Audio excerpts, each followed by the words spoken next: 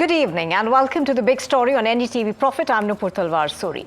The Australian government has decided to introduce what it calls world-leading legislation to ban children under the age of 16 from using social media.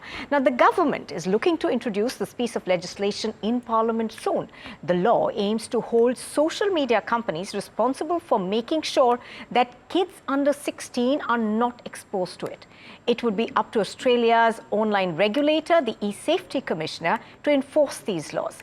Now, the action comes as governments around the world are grappling with how to limit younger people's exposure to smartphones and social media. Now, it also, of course, opens up the debate whether imposing a ban is the best way to deal with the problem. To quote the Digital Industry Group of Australia, the measure is a 20th century response to a 21st century problem, unquote. Let's begin with what the Prime Minister of Australia said about this ban as he announced this proposed legislation. Social media is doing harm to our kids, and I'm calling time on it. I've spoken to thousands of parents, grandparents, aunties and uncles. They, like me, are worried sick about the safety of our kids online. And I want Australian parents and families to know that the government has your back. I want parents to be able to say, sorry mate, it's against the law for me to get you to do this. We don't argue that the changes that we will be legislating will fix everything immediately. We have laws such as people can't buy alcohol if they're under 18, and from time to time, that can be broken. Well, in fact, that brings us to the three big questions that we are asking this evening on the big story. Number one, can social media be controlled? Is a ban too blunt an instrument to deal with this problem? And what should India do to protect its young? And to answer all those questions and discuss them, joining me right now on the big story are Dr. Lakshmi Vijay Kumar. She's a consultant psychiatrist, Meeta Sen Gupta, an education strategist, Siddharth Deb, manager, public policy, the Quantum Hub. Good evening, all three of you. Thank you very much for joining us.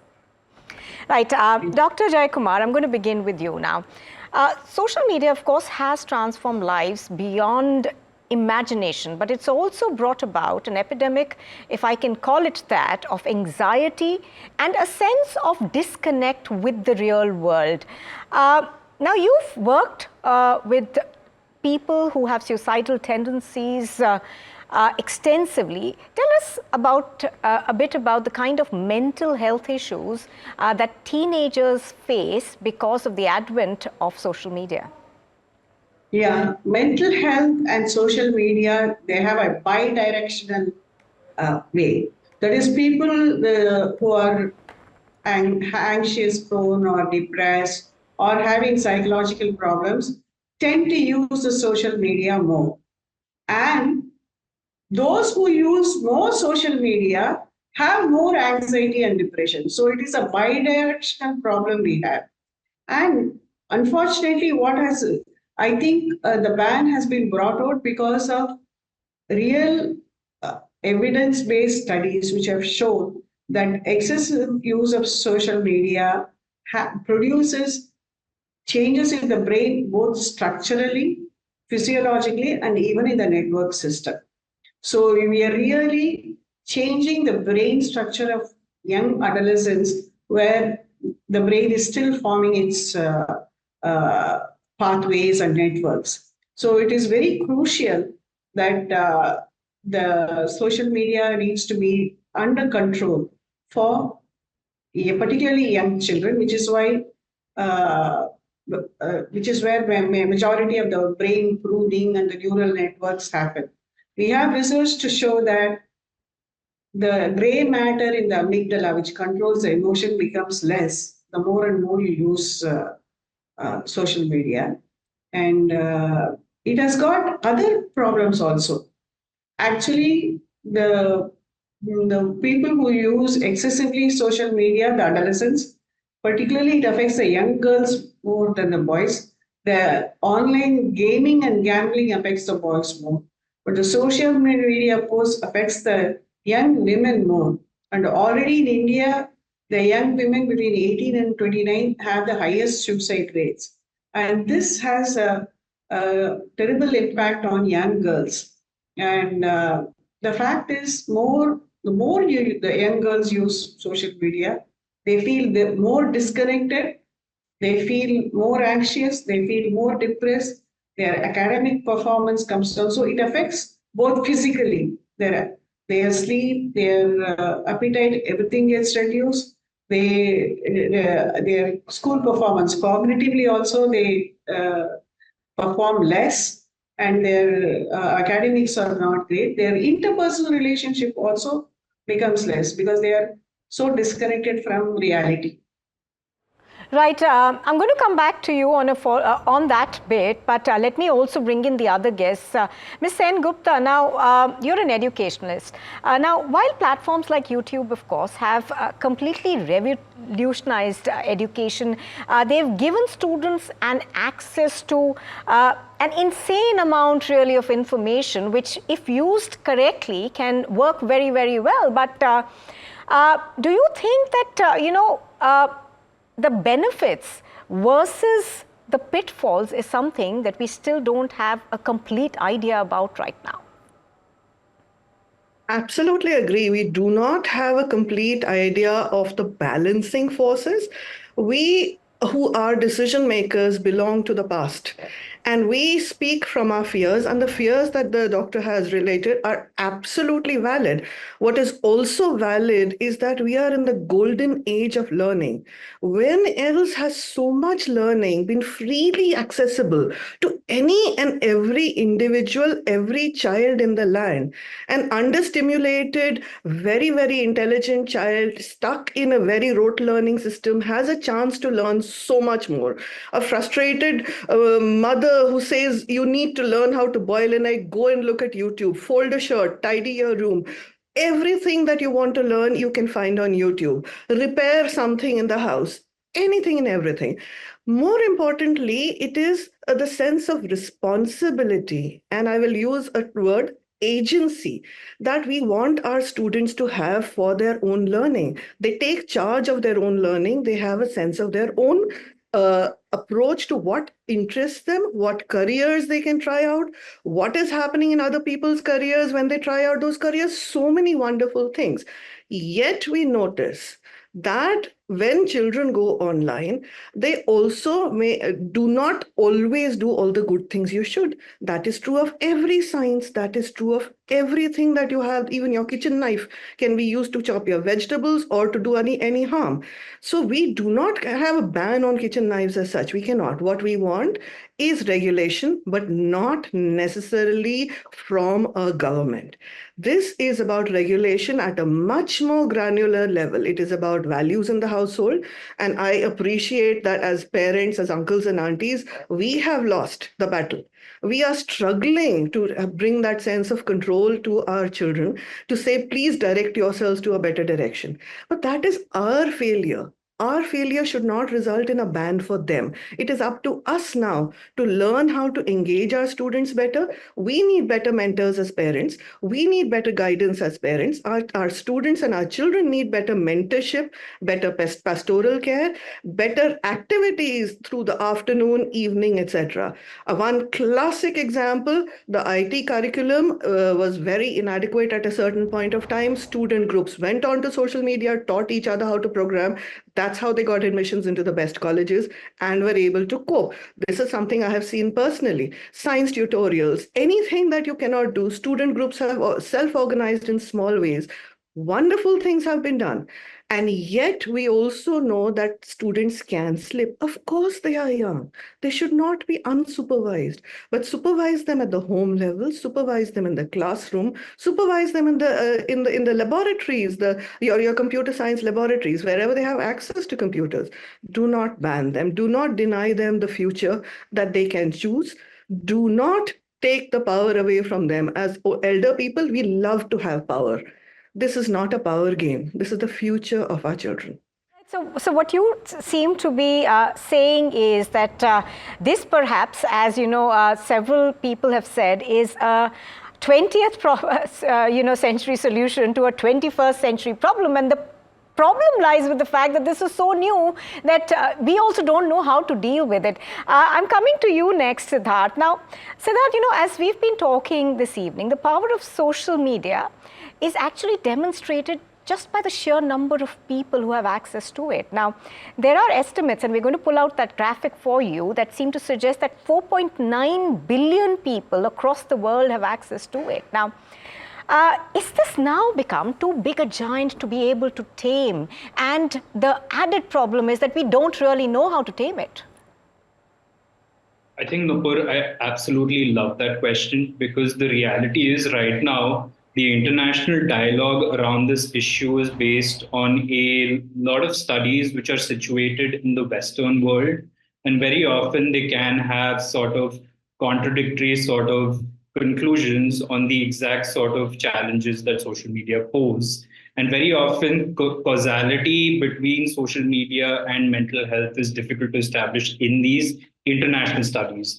Now, if I were to bring those assumptions and apply it to India as a country, that's not the best way to have a conversation around how do we design and manage social media. Because the reality is, so for example, my organization has a sister concern called the Young Leaders for Active Citizenship, and we've done a lot of on-ground work on the habits of people outside tier 1 and tier 2 areas and their use of social media. And very often we observe, one study tells us that 77% of young people below the age of 18 are often accessing the internet, digital services, and social media in shared device environments, where they also have to share it with their parents and family and so on and so forth.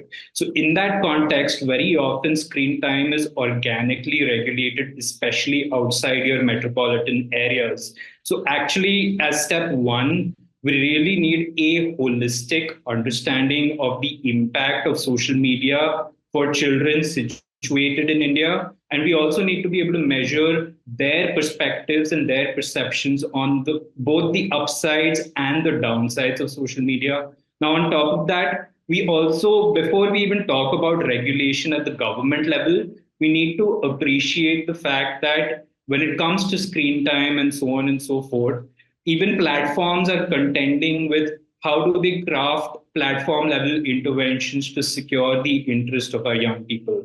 So, for example, we've seen Instagram come out recently with their teen-specific accounts to create better privacy features for teenagers and adolescents and so on and so forth. A brand like Snapchat has a family center intervention, which creates better controls for parents to be able to oversee their children's usage of social media.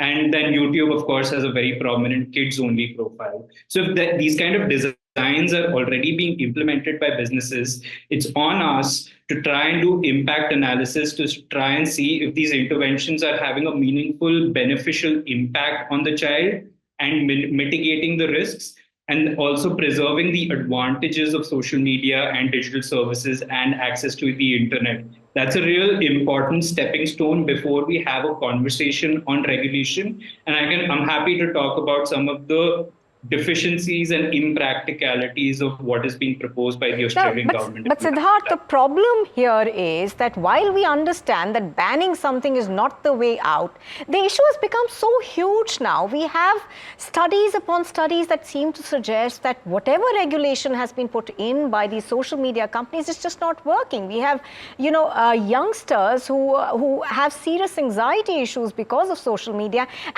at the end of the day, do remember that social media companies make a lot of money out of these young kids who still don't have an understanding of what it's doing to them.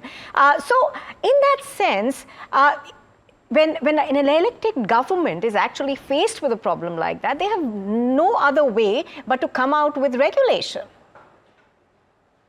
Absolutely. But when we talk about the proposal of the Australian Prime Minister with banning social media to children under the age of 16, what's interesting is that the regulator you talked about right at the top of the conversation, which is the e-safety commissioner, when we talk about age verification and the concept of trying to assure that in fact a person is above the age of 16 or below the age of 16, the eCFT commissioner, as is the case with regulators in the UK and France, has done a very comprehensive study. Are there available systems that can, without a shadow of a doubt, verify the age of a person to the extent that is required for a regulation like this? It conclusively arrived at the answer that there is no foolproof or silver bullet solution to the problem.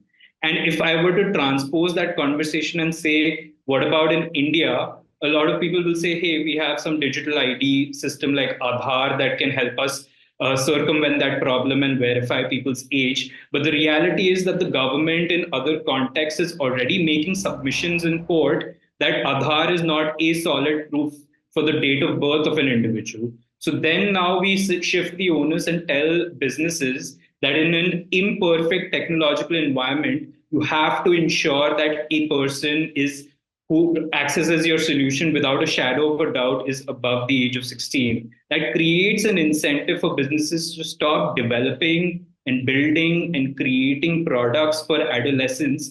And ultimately, if it leads to a chilling effect in terms of innovation for our young people, I'm afraid that like proposals like bans will ultimately hurt the digital competitiveness of kids emerging from India. And thus, I love what Ms. Sen Gupta was saying earlier. We need to talk about conversations around responsible design for social media landscapes and how can regulators, parents, schools, maybe even children advisory boards work with businesses to think about standards around healthy platform design, which nevertheless maintains some sort of element of the beauty of the internet, which allows for more of an aspirational quality, especially for kids who live outside your regular metropolitan areas.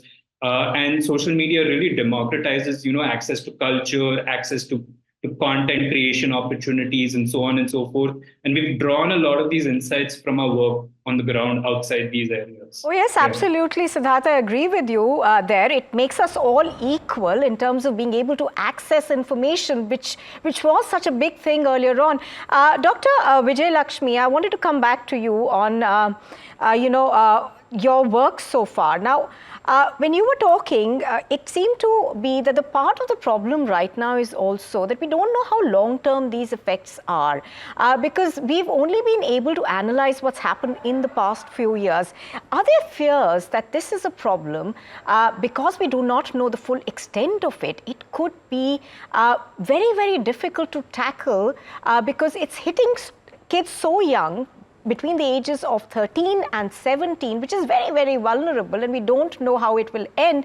Is that a fear that's very, very real now? Yes. See, the issue is we cannot wish away social media. It is with us we have to accept that. Like any new invention, it has its own pluses and minuses. See, when the TV came, people said, okay, it is people are getting addicted and all that. But with social media, it's completely different with the help of the smartphones because, see, you can't take the TV to your bedroom or the toilet or to your school. But now this temptation or this potential for addiction is in your hand all the time. Okay, so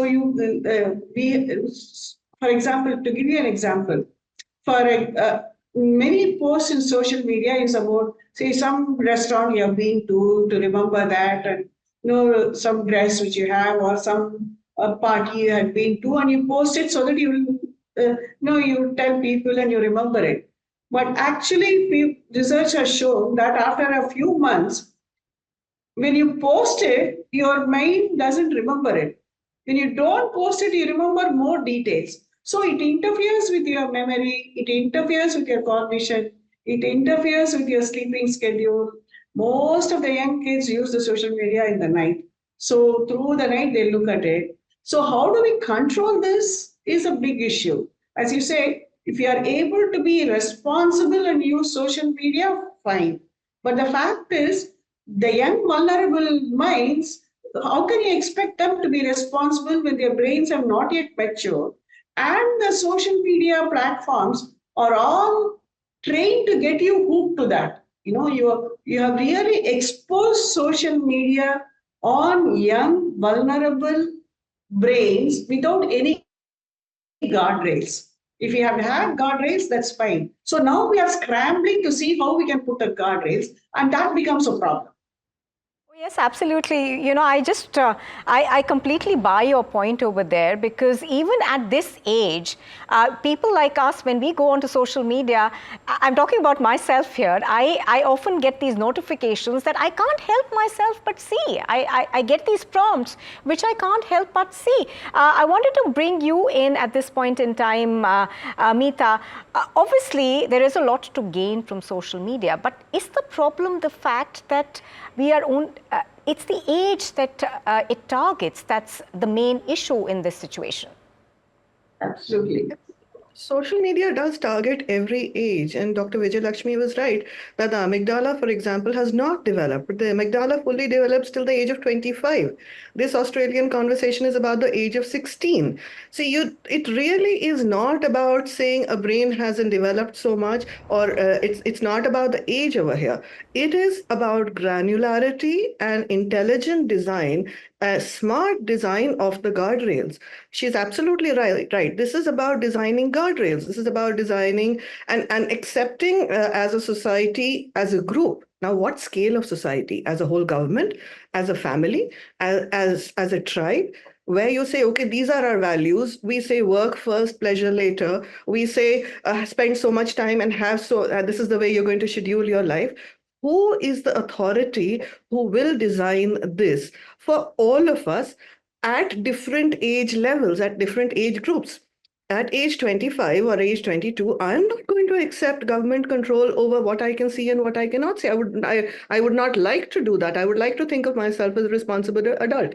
At age 50, I certainly would not want that kind of control. At age 16, you have terrible rebellion anyway. So children are going to rebel. The more you ban, the more you're going to have underhand black market kind of approaches to using somebody else's login, creating false logins. Any time, especially for younger people, you try to create strong regulation, you will have a strong pushback. I mean, the prohibition era for liquor in the US proved that time and again. Any bans are going to completely ruin the very idea that you are trying to establish. And we know that. Yes, we have a problem with anxiety. Yes, we have a problem with validation. Youngsters are vulnerable. This is about developing their sense of self-worth. And developing their sense of self-worth will come with better quality mentorship at schools, will come with better quality opportunities to showcase what they are good at. Even social media could be a part of it, but there have to be other avenues. Have your competitions all over the place, have national level hackathons, build so many mechanisms that children are validated in other ways rather than seeking this dopamine fix all the time. It's not easy. It's not easy. We are going to fail and fail and fail and fail again. In learning, in education, we fail for 7 to 10 years before we fix it. We do have an anxiety crisis now. I would also say we have an over-medication crisis, as has been discussed. Anxiety dealing with over-medication, the generation one medications have been proven to be much more addictive than social media. Absolutely. We do I, want something safer, though. I'm running out of time, but I want to know all of your views on what is the way forward for India. Meeta, you go first. Do you think a ban like this is something that India should consider at any point in time? I certainly hope not. I certainly hope that India will encourage counselor training at schools, will have a lot of teacher training at schools, will have a lot of parent as a mentor training available, as well as social structures for which are not necessarily tuition based or paid payment based, social structures where children can engage to validate and showcase what they are good at. All right. Also, coming to you next, Doctor, do you think that a ban will only drive the problem underground, or do you think that, government needs to come in, an elected government often needs to come in to fix problems like this one? India has already banned TikTok, and I think it's one of the best things which is the government has done. Because I don't know where you be if the TikTok had continued. As the others said, banning has never been a solution. But the fact is, there are two challenges. If you do have a ban, ban, you need to know how we are going to implement it. If it is not going to be implemented, and as people say, it's going to drive the thing down, then it is no use. Yes, there needs to be education for the children, parents, and all that. But how many rural schools have counselors and things like that, or educated parents to talk to? That is something which we have to do. It is not only an urban problem. In India, almost 50% of rural students also have smartphones, and they are also getting addicted. The other thing which we need to do is we have to think of something also. For example, we have done studies in India where we see that one third of the children who are using the social media are cyberbullied, okay, and one third of them are suicide. So, what are you protecting your children? See, unfortunately, the parents are behind the curve when it comes to knowledge about these things. So they don't have any control. So there must be a method. There must be a method in which it is used only for the productive process and not thing. And that is the biggest challenge we should face. I'm not saying you should ban or you should not ban. All I'm saying is that this is a huge problem and it is affecting the brains of our young adults. So if something needs to be banned, okay, we'll try that. If it causes more problem, then we'll have to address that. Or if you have come up with an ideal solution where you see that every child will have only 1 hour of social media, then that's fine. Yeah, but But absolutely, Dr. Vijay Lakshmi, I take your point. One quick word on that one, Siddharth.